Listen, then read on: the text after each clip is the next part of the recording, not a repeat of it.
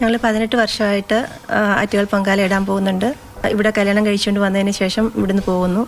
ഞാൻ ആദ്യമായിട്ട് പോകുമ്പോൾ ഇങ്ങനെ നേർന്നു. എൻ്റെ കുഞ്ഞുങ്ങൾ പഠനം നല്ല രീതിയിൽ പോകണമെന്നുള്ള രീതിയിൽ അത് സാധിച്ചു രണ്ടുപേരുടെയും.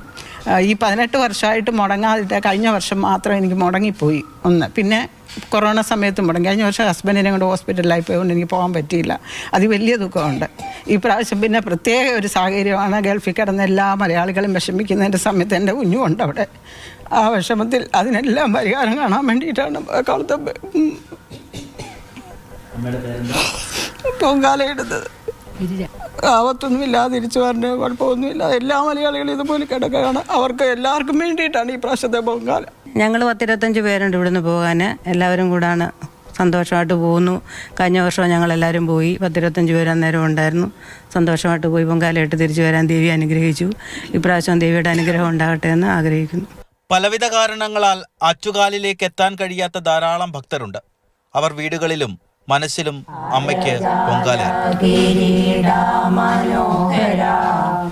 മാതൃഭൂമി ന്യൂസ്, ആലപ്പുഴ.